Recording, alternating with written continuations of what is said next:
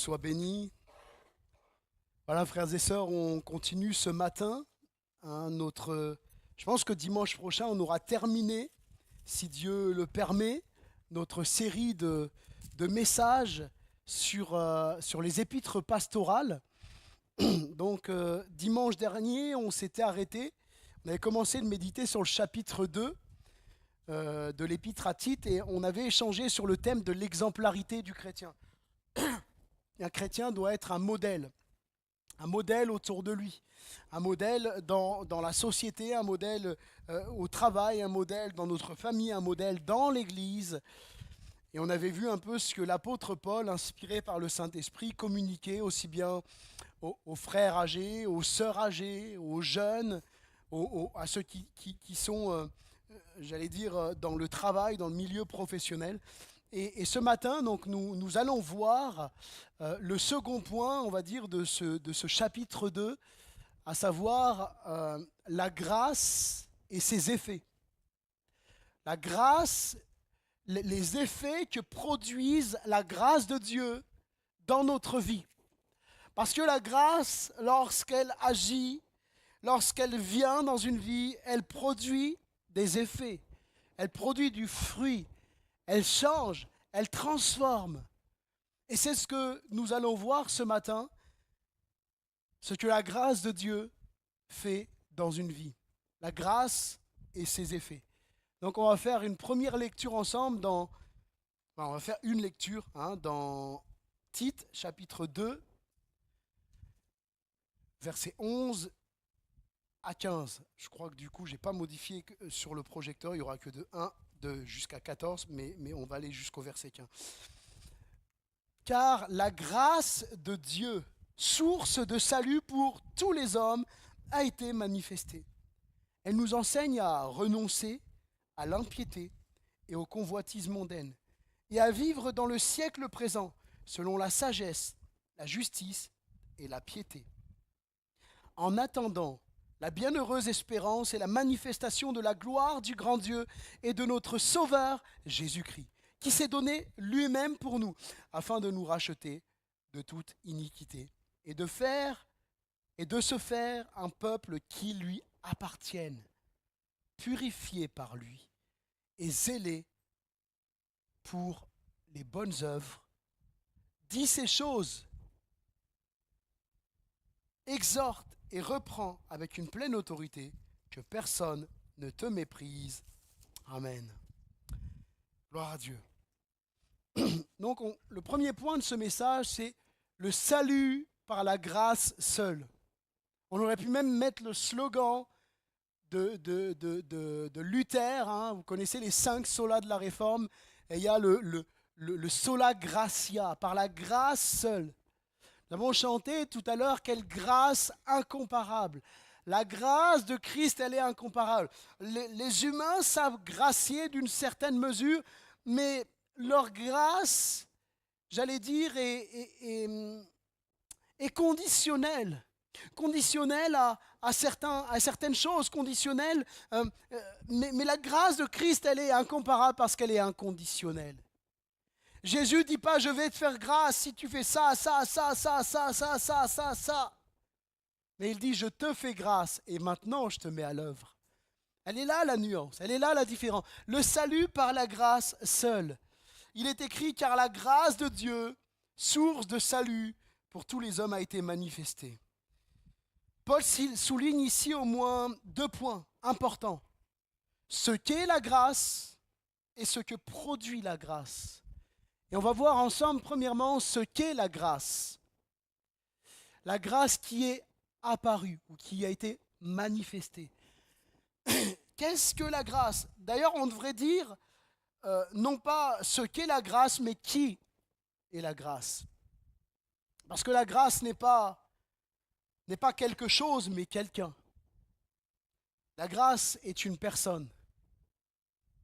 Paul dit que la grâce de Dieu a été manifestée. Littéralement, cela signifie que la grâce est apparue. Elle s'est montrée à tous les hommes. La grâce a été manifestée. Oui, Jésus est la grâce incarnée. Il est la grâce. Il est la grâce de Dieu. Il est la grâce qui va descendre du ciel pour se révéler à nous, pour parler aux êtres humains. D'ailleurs, la Bible d'Arbitre traduit de cette façon, car la grâce de Dieu qui apporte le salut est apparue à tous les hommes. La grâce de Dieu qui apporte le salut est apparue à tous les hommes. Alors cette grâce, c'est celui dont les fils de Corée feront cette description prophétique dans le psaume 45, verset 3, que j'aime ce verset. Alors qu'Ésaïe nous décrit un Jésus souffrant, chapitre 53, il n'avait ni beauté ni éclat pour attirer nos regards et son aspect n'avait rien pour nous plaire. Mais ce que j'aime, ce verset du psaume chapitre 45, verset 3, parce qu'il est la déclaration du cœur de ses enfants. Et ce verset, description prophétique du Messie de Jésus, dit « Tu es le plus beau des fils de l'homme, le plus beau de tous les fils de l'homme. » Et la grâce est répandue sur tes lèvres. La grâce est répandue sur tes lèvres, c'est pourquoi Dieu t'a béni pour toujours. La grâce est répandue sur tes lèvres. La grâce, c'est Jésus qui est la grâce de Dieu, qui est apparu aux hommes. Il est la grâce incarnée. Jean, chapitre 1er, verset 14, nous dit ceci. La parole a été faite chair. Nous savons que la parole est Jésus. Parce qu'il est dit, la parole était avec Dieu et la parole était Dieu. La grâce a été faite chair. La parole, a été faite chair. Et elle a habité parmi nous, pleine de grâce et de vérité. Nous avons contemplé sa gloire, une gloire comme la gloire du Fils unique venu du Père. Ensuite, les versets 16 à 17 de Jean, chapitre 1er, « Et nous avons tous reçu de sa plénitude, et grâce pour grâce, ou littéralement grâce sur grâce. Car la loi a été donnée par Moïse. La grâce et la vérité sont venues par Jésus-Christ. » Amen. Et oui, la grâce et la vérité sont venues par Jésus-Christ parce qu'il est grâce et vérité. Il dira dans Jean chapitre 14, verset 6, « Je suis le chemin, la vérité et la vie. Je suis le chemin, la vérité. » La grâce et la vérité nous sont venus de Jésus parce qu'il est grâce, parce qu'il est vérité. En fait, il faut comprendre une chose, c'est que de Jésus ne provient pas la grâce, mais Jésus est la grâce directement. Et forcément, quand Jésus vient dans une vie, quand Jésus vient chercher un pécheur, la grâce de Dieu est déversée sur sa vie. Alléluia. Donc la grâce n'est pas un objet, la grâce n'est pas quelque chose, mais la grâce est quelqu'un, la grâce est Jésus. Jésus, c'est la grâce de Dieu qui se manifeste, qui se révèle, qui est apparue au monde, qui a été manifestée au monde. Jusqu'alors, cette grâce était en filigrane dans l'Ancien Testament. Les gens étaient sauvés et graciés dans l'Ancienne Alliance, mais sans vraiment pleinement saisir d'où découlait cette grâce. Mais pourtant, elle était bien présente, bien que visuellement pas discernable. Parce que l'apôtre Paul pourra dire, par exemple, notamment, que le peuple d'Israël avait dans le désert un rocher qui les suivait et que ce rocher était Christ. Et qu'ils s'abreuvaient spirituellement à ce rocher et que ce rocher était Christ. Ils ne pouvaient pas le discerner visuellement. Il n'était pas visible, palpable, ils ne pouvaient pas le toucher, mais il était là, la grâce était déjà là. Et par, les sacrifices d'animaux qui étaient accomplis. Derrière, Dieu voyait la grâce, Dieu voyait Jésus. En soi, les sacrifices d'animaux ne pouvaient rien faire pour le pardon des péchés. Rien du tout. Et d'ailleurs, il y a des choses qui... Je pense que nos amis du peuple juif devraient réaliser. C'est qu'aujourd'hui, comment avoir ses péchés pardonnés alors que les sacrifices sont abolis, qu'il n'y a plus de sacrifices, plus de temple. Il faudrait se poser la question, comment ça se fait? Comment le peuple peut-il être encore pardonné? Eh bien, tout simplement parce que dans l'Ancienne Alliance, les gens étaient pardonnés au travers du sang de Jésus, mais le sang des animaux était quelque part annonciateur du sang de Jésus. Mais aujourd'hui, il n'y a plus besoin de sacrifices d'animaux parce que Jésus-Christ s'est révélé. Il est apparu au monde. Il a montré qui il était. Alléluia. Ils ne savaient pas d'où découlait cette grâce, mais voilà qu'elle se révèle à tous, elle se manifeste à tous. La grâce a été faite chair. La parole a été faite chair. Donc deuxièmement, ce que fait la grâce. On a vu ce qu'est la grâce, qui est la grâce et ce que fait la grâce. Car la grâce de Dieu, source de salut pour tous les hommes, source de salut, est encore rappelé ce que toute la Bible affirme. Toute la Bible affirme, frères et sœurs. Notre salut ne provient pas de nous. Notre salut ne vient pas d'une bonne œuvre que nous aurions faite. Mais la source de notre salut, c'est la grâce de Dieu, la grâce manifestée de Dieu.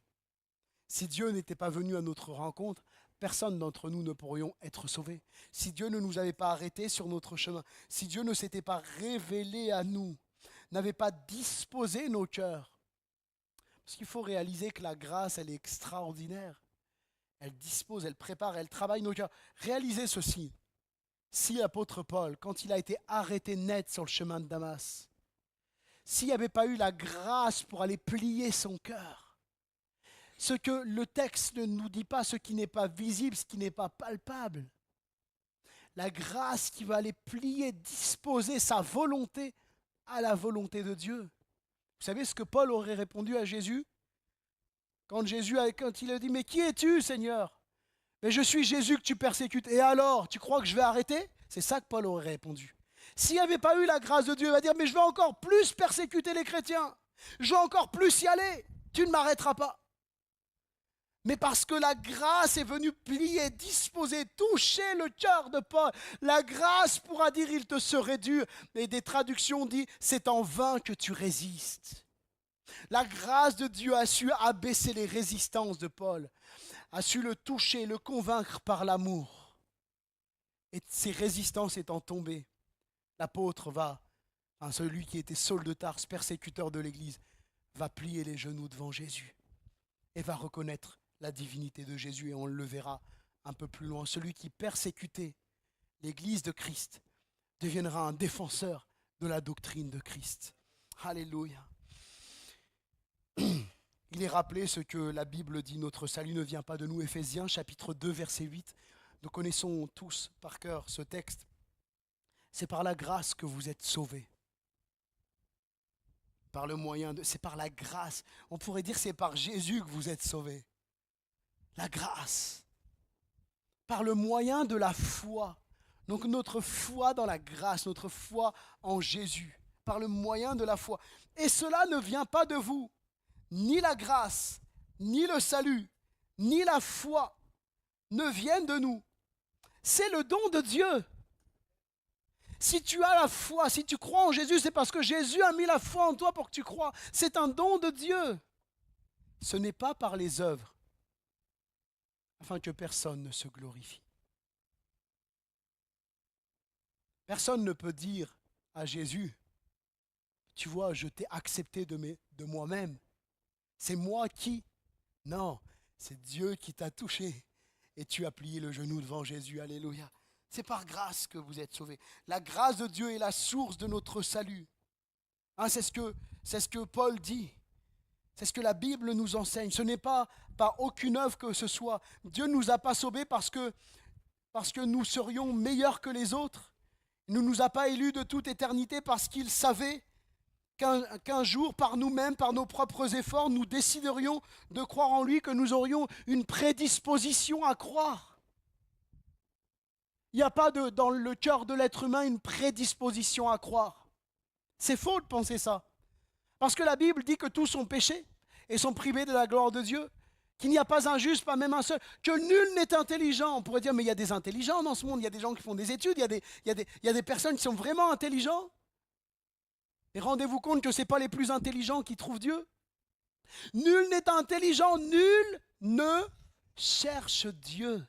Il n'y a aucune disposition dans le cœur de l'être humain. Même si Dieu a mis, elle semble de plus en plus lointaine dans le cœur de l'être humain, même si elle est lointaine, Dieu a mis une pensée, la pensée de l'éternité. Mais l'être humain, parce qu'il n'a pas de disposition à chercher Dieu, il va aller le chercher dans les religions, il va aller le chercher dans l'occultisme, il va aller le chercher dans toutes sortes d'arts occultes, parce que il n'y a aucune disposition dans son cœur qui puisse l'amener à chercher Dieu. S'il cherche Dieu, c'est parce que Jésus vient se révéler à lui. Et j'aimerais vous dire, lorsque vous parlez à quelqu'un de Jésus, et que d'un coup, vous sentez que la personne, elle commence à intéresser, elle commence à vous poser des questions, et qu'elle vous dit, j'ai commencé ceci et cela, dites-vous que c'est bon signe.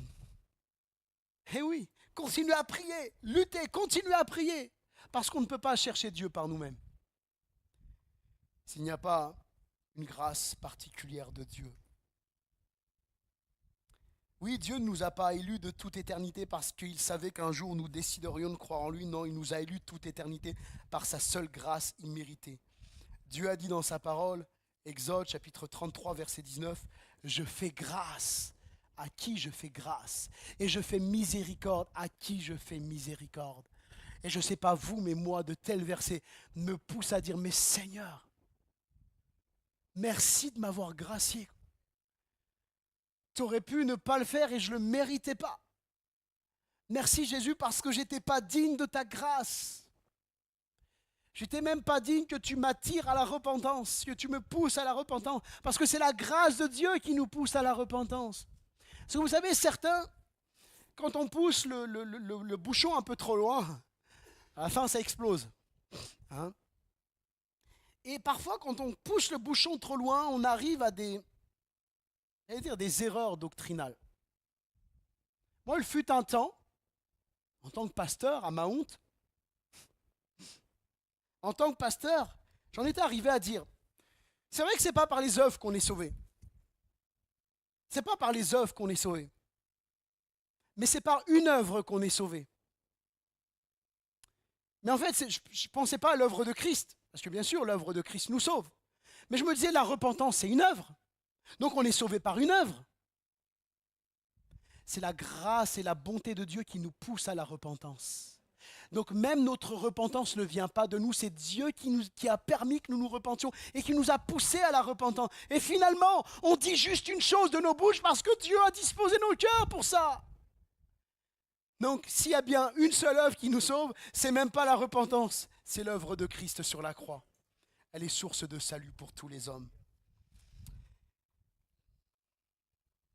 L'apôtre Paul fera un commentaire de ce texte dans Romains, ce texte que j'ai cité, Exode 33, 19, dans Romains 9, 16, et il dit « Donc cela ne dépend ni de celui qui veut, ni de celui qui court, mais de Dieu qui fait miséricorde. » Ainsi, nous ne sommes pas sauvés par une œuvre que nous aurions accomplie de nous-mêmes, mais nous sommes sauvés, nous sommes sauvés par grâce, c'est-à-dire par Jésus. Il est la source de notre salut. Et cette source est apparue à tous les hommes. Ensuite, je vais avancer, le deuxième point, c'est l'attente de la glorieuse grâce. L'attente de la glorieuse grâce. Hein, le verset 13, en attendant la bienheureuse espérance de la manifestation de la gloire du grand Dieu et de notre Sauveur, Jésus-Christ. La glorieuse grâce qui revient. Amen. La manifestation de la gloire du grand Dieu. Et comme nous l'avons vu précédemment, Jésus est la grâce avec un grand G. Et le mot manifestation ici désigne la même chose qu'au verset 11, lorsqu'il est dit que la grâce de Dieu a été manifestée. C'est le même mot, sauf que, ça désigne la même chose, sauf qu'au verset 13, donc le verset où nous sommes, il s'agit du nom féminin, tandis qu'au verset 11, il s'agit d'un verbe. Mais ça désigne la même chose, c'est la même racine, la même étymologie, et ça désigne la même chose. Pourquoi est-ce important? Bon, oui, c'est de l'étymologie que tu nous fais, c'est pas... Si, c'est important. Pourquoi? Parce que la grâce de Dieu ne se limite pas à la venue de Jésus. Hein, la grâce est apparue, elle a été manifestée à tous les hommes. La grâce de Dieu ne se limite pas à la venue de Jésus sur terre pour nous sauver. La grâce ne se limite pas à sa mort, à sa résurrection et à son ascension. Mais la grâce de Dieu va encore plus loin, comme si ce n'était pas suffisant. Juste ça entre nous, il y aurait tellement de sujets de le louer. Mais la grâce de Dieu va encore plus loin. Par la seconde apparition du Christ, c'est-à-dire son retour glorieux, il réapparaît, il revient. Ça vous fait si peu d'effet que Jésus revient? Je vous taquine, je vous provoque un peu là. Il revient glorieusement, il réapparaît. Jésus nous l'a promis qu'il reviendrait. C'est une promesse. Il revient nous chercher afin que là où il est, nous y soyons aussi. Alléluia. Jésus reviendra plein de gloire pour prendre son Église, c'est-à-dire l'ensemble des croyants nés de nouveau. Et Jésus reviendra aussi, pardonnez-moi, ceux qui peut-être vont être choqués. C'est la parole qui le dit. Jésus reviendra faire le tri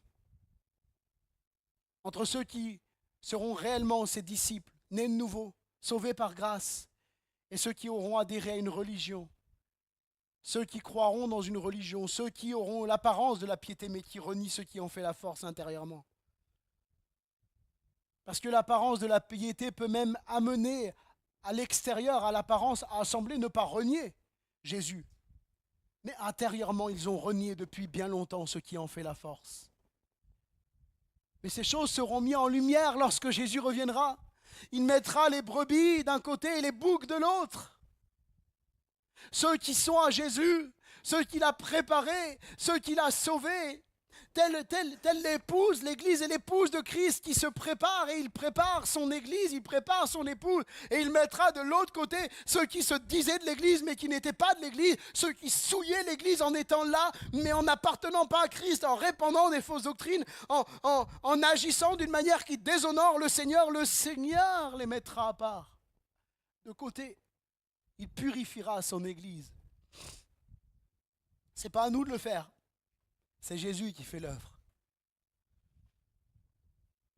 Une attente. Jésus a promis qu'il revient. Le retour de Jésus, c'est l'espérance qui rend heureux le croyant. Une attente heureuse. Nous avons lu « En attendant la bienheureuse espérance ». Souvent, lorsqu'on parle d'eschatologie, je ne sais pas vous, si vous avez déjà remarqué, en tout cas chez certains, quand on parle d'eschatologie, l'eschatologie c'est quoi? C'est la doctrine des temps de la fin. Mais il faut savoir, depuis que Jésus, que la grâce source, la source de salut est apparue, lorsque Jésus est venu sur terre, nous sommes dans les temps de la fin. La venue de Christ sur terre marque les temps de la fin. Donc toute l'eschatologie, la fin des temps tourne autour de Jésus-Christ. Jésus-Christ marque les temps de la fin. C'est pour ça que l'apôtre Jean écrira dans son épître et dira « C'est la dernière heure. C'est la dernière heure. » Nous sommes dans les temps de la fin. Depuis plus de 2000 ans, nous sommes dans les temps de la fin. Mais c'est temps aussi de la patience de Dieu. De la patience de Dieu. Voulant qu'un plus grand nombre parvienne à la repentance. Il est patient. C'est une attente heureuse. Souvent, donc je reprends souvent quand on parle d'eschatologie, beaucoup évoquent les scénarios qu'on peut lire, par exemple, notamment dans le livre de la Révélation, le livre de l'Apocalypse, où ce que Jésus va décrire, il y aura des tremblements de terre, des guerres, des famines, le règne de l'Antichrist, etc., etc. Et cela conduit certains chrétiens à concevoir l'avenir avec peur. Avec peur. Il y a tous ces débats, est-ce que le chrétien passe par la grande tribulation? Est-ce qu'il n'y passe pas? Mais s'il y passe, comment il va faire? Et comment ceci? Et on se torture l'esprit, etc. Moi, je vous avoue que je suis très, très, très, très prudent avec les prophéties des temps de la fin. Très, très, très prudent. Avant, j'avais des convictions très enracinées. Peut-être comme certains.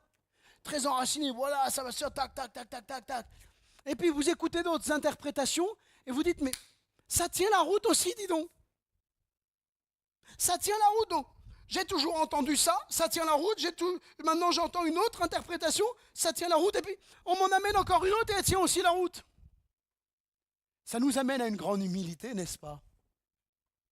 Qu'avec plusieurs textes bibliques qui parlent, plusieurs prophéties qui parlent des temps de la fin, certains peuvent appuyer une eschatologie qui, bibliquement, tient la route, mais ne va pas forcément dans celle que nous, on croit et qu'on a adhéré. Ça nous amène à une grande humilité. En tout cas, moi, j'ai eu beaucoup de convictions pendant longtemps. J'ai enseigné sur ces sujets-là, même parfois, peut-être avec un brin d'orgueil, pensant que je savais mieux que les autres et que j'avais tout compris, peut-être.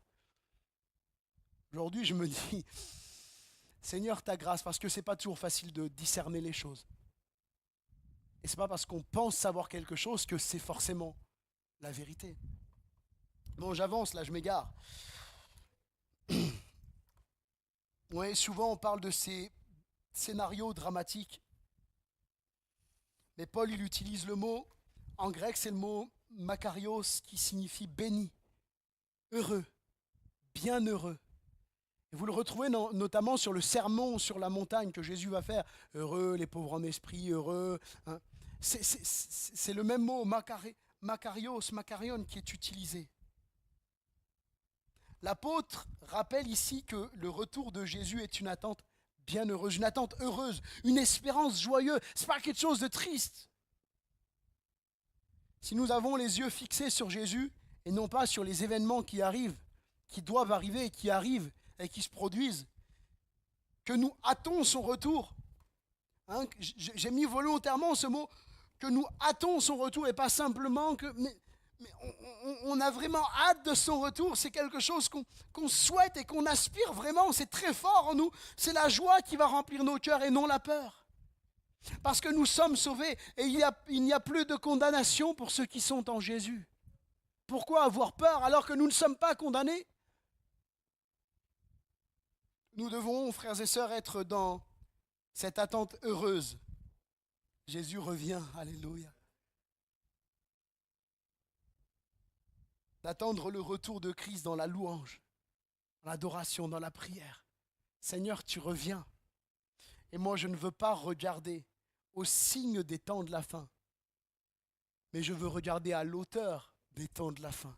Je veux regarder à mon Jésus, et c'est ça qui va me donner la joie, le zèle de continuer ma marche avec Jésus. Alléluia.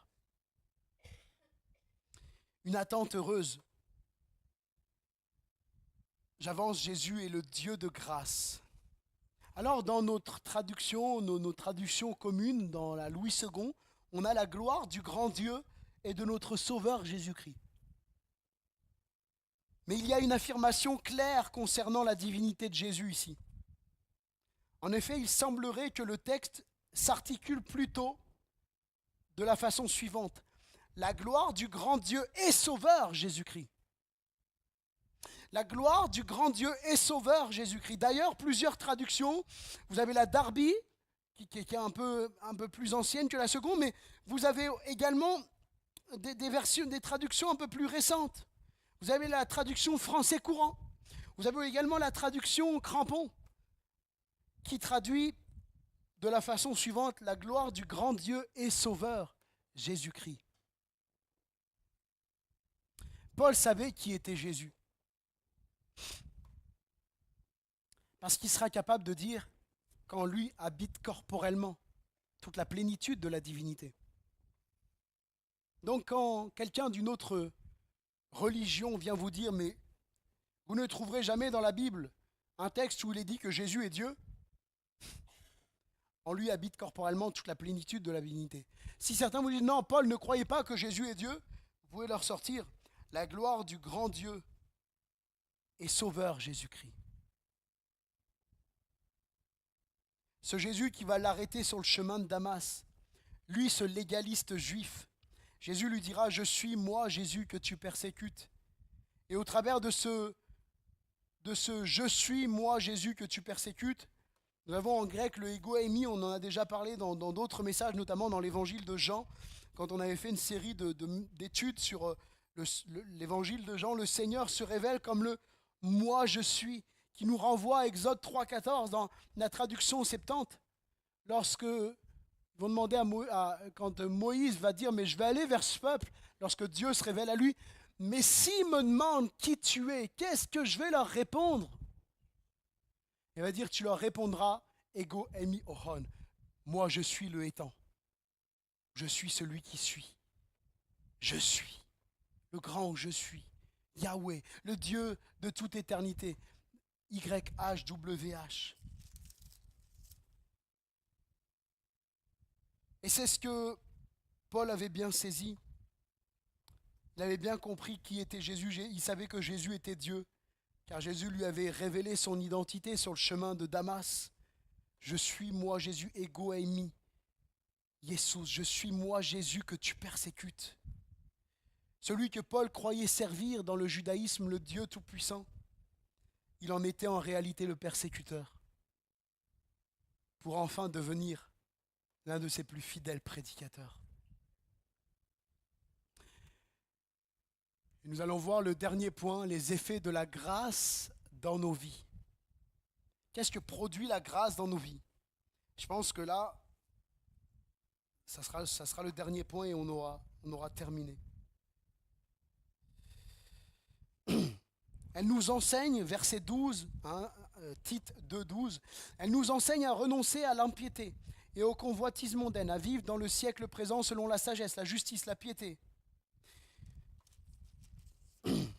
Dieu nous a sauvés par sa grâce, par l'œuvre expiatrice de Christ sur la croix. Il nous a fait naître de nouveau, il nous a amenés à la repentance, mais tout ne s'est pas arrêté là parce que nous sommes sur terre et nous devons continuer de vivre par la grâce de Christ. Nous sommes appelés à vivre différemment. 1 Pierre chapitre 1er verset 14 dit « Comme des enfants obéissants, ne vous conformez pas aux convoitises que vous aviez autrefois, quand vous étiez dans l'ignorance. Mais puisque celui qui vous a appelé est saint, vous aussi soyez saints dans toute votre conduite. » Nous sommes donc appelés à marcher, comme le dit Romains 6,4, en nouveauté de vie. En nouveauté de vie. Donc, quels sont les effets de la grâce de Dieu dans nos vies? Elle nous amène à renoncer à l'impiété et aux convoitises mondaines. Renoncer à l'impiété, c'est refuser toute attitude qui déshonore le Seigneur. Toute attitude, tout comportement, toute parole qui montre un non-respect, une non-crainte de Dieu. Comment peut-on se dire aimer Dieu, craindre Dieu, avoir par exemple une attitude qui va à l'encontre de ce que la Bible nous enseigne? Le chrétien, au contraire, doit être reconnu comme quelqu'un qui vit une vraie piété, une vraie ferveur pour Dieu. Et vous savez, quand je vois parfois certains qui utilisent le nom de Jésus et qui mettent derrière des choses occultes, des choses malsaines. Le pasteur Bertrand, quand il est venu il y a quelques dimanches de cela, a évoqué certaines choses. Parce qu'il l'a vu, et on en a parlé un peu à la fin ensemble. Dis-moi, Johnny, sache que quand j'étais en Centrafrique, j'en ai vu des choses. J'en ai vu certains utiliser le nom de Jésus et faire de la sorcellerie derrière. J'ai vu ces choses se produire. Et on a commencé à évoquer certains noms de prédicateurs mondialement connus qui ont des pratiques ressemblant plus au mesmérisme, à l'hypnose et à toutes ces choses plutôt qu'à la véritable foi chrétienne. J'ai partagé il y a quelques jours de ça une vidéo sur les réseaux sociaux. Pour ceux qui me suivent sur ma page Facebook Tout pour Christ, vous avez dû voir cette vidéo passer. Où je dénonçais le fait que des églises qui autrefois étaient des églises, on aurait appelé ça du pentecôtisme classique, modéré, équilibré. Ces églises-là commencent à inviter ce type de prédicateurs qui pratiquent le rire de l'esprit, l'ivresse de l'esprit. Où ils s'approchent de quelqu'un et ils commencent à rire, lui imposer les mains et commencent à trembler de la tête et à faire des rires. Ils sont invités dans nos églises. Je vous le dis, dans nos églises. Pas la nôtre, vous comprenez, mais je pense que vous avez compris. Je me dis, où est la crainte de Dieu? Ces gens n'ont plus de respect pour Dieu. En prenant des choses qui sont empruntées à l'occultisme et en les utilisant, en disant c'est l'ivresse de l'esprit, c'est la joie de Jésus, c'est ceci. Et on met Jésus derrière, mais ce n'est pas parce qu'il y a le nom de Jésus qu'il y a Jésus qui est. J'ai vu, moi, des prédicateurs mondialement connus. Excusez-moi si je vous choque, mais c'est la réalité. Des prédicateurs mondialement connus, une personne s'approche. Ces gens, vous savez, qui, moi j'appelle ça les tombeurs. Les tombeurs. Il y a quelqu'un qui s'approche et il commence à trembler. Il commence à être en convulsion. Et vous savez ce que dit ce prédicateur? Il est électrifié du Saint-Esprit. C'est quoi ces doctrines? Et même quand on utilise l'ivresse de l'esprit, je m'excuse, mais Pierre n'a pas rebondi et fait d'une doctrine ces choses. Au contraire, il va dire, ils ne sont pas ivres, ils sont remplis du Saint-Esprit. Ces gens sont en train de faire des doctrines. Ils font des doctrines de l'ivresse de l'esprit et de ce que vous voulez, avec des choses dont en fait c'était des moqueurs qui se moquaient des chrétiens. Il dit oui, mais c'est certainement qu'ils avaient l'impression d'être ivres et qu'ils rigolaient un peu n'importe comment. Non, c'est pas ça. C'est juste qu'il y avait une manifestation du parler en langue, aussi bien des langues que chacun pouvait, ce qu'on appelle des xénoglossies, donc des langues humaines que chacun comprenait dans leur langue maternelle, mais très certainement aussi des langues qui étaient incompréhensibles, parce que certains disaient, mais ils sont ivres.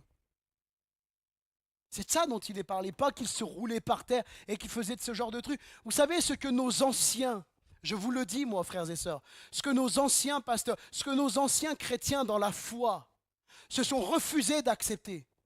Quand Toronto est arrivé, vous connaissez Toronto, il y en a certains qui connaissent la bénédiction de Toronto, où vous avez des bruits de poules, de chiens, de machins, et ça se roulait par terre, etc. Il y avait l'ivresse de l'esprit et tout ce que vous voulez. Nos anciens se sont levés contre ces choses. Ils se sont levés. Il y a eu des lettres qui sont passées dans les pastorales de région en disant nous n'avons pas le droit d'accepter ces choses. Ce sont des fausses doctrines. Ce que nos anciens ont dénoncé, la nouvelle génération est en train de l'accepter. La nouvelle génération est en train de l'accepter. Et je crois qu'il faut prier pour que des hommes de Dieu se lèvent, des serviteurs de Dieu, des pasteurs, mais aussi des hommes et des femmes de Dieu, des chrétiens qui se lèvent contre ces choses et qui se disent, nous ne nous tairons pas, même si on essaye de nous museler, nous continuerons à dire que ces choses sont des fausses doctrines. Et certains n'ont plus de crainte de Dieu. Je reviens sur cette crainte. J'ai dévié un peu là. Tant que je ne dévie pas de la parole. Ils n'ont même plus la crainte de Dieu. Pour dire, mais on ne joue pas avec les choses de Dieu. On ne joue pas avec ça. Il y a des gens derrière qui sont sincères. Vous comprenez qu'il y a des gens, ils s'approchent de ces gens parce qu'ils ont des paroles doucereuses et des paroles flatteuses et des paroles qui suscitent des émotions. Mais ces gens sont sincères derrière, ils se font tromper. Et ces gens n'ont même plus la crainte de Dieu.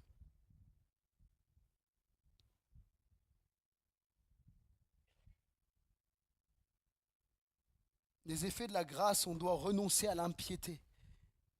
L'apôtre écrit aux Galates en disant que la chair a des désirs contraires à ceux de l'esprit et l'esprit contraire à ceux de la chair.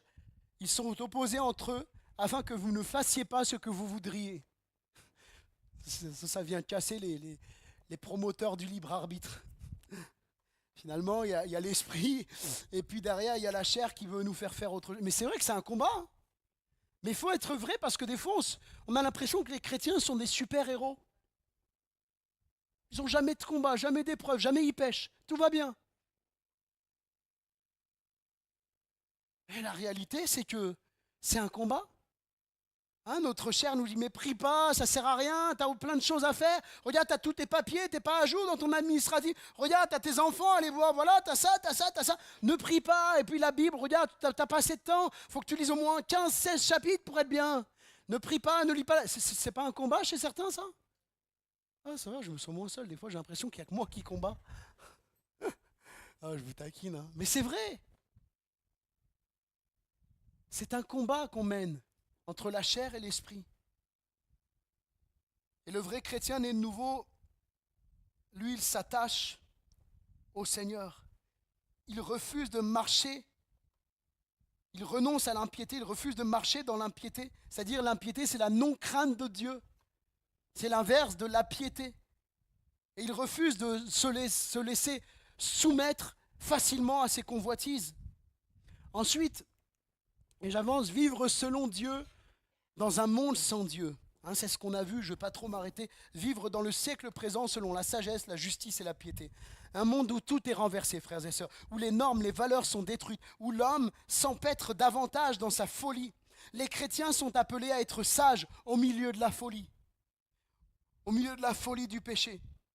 Alors que les injustices sont de plus en plus criantes, grandissantes, où le mal est appelé bien et le bien est appelé mal, nous sommes appelés à pratiquer la justice. On ne peut pas satisfaire de l'injustice. Même si vous devez, frères et sœurs, vous mettre des gens à dos, soyez justes, soyons justes. Quand je dis soyez, vous comprenez, je me mets dedans pleinement. Soyons justes. Soyons toujours irrités de l'injustice. Ne supportons pas l'injustice, qu'elle soit hors de l'Église ou dans l'Église. Ne supportons pas le deux poids, deux mesures.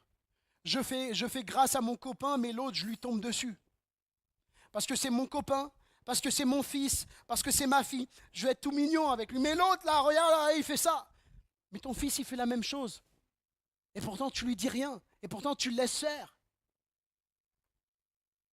On devrait toujours être insupporté, dérangé devant l'injustice. Soyons, frères et sœurs, des gens qui aiment la justice.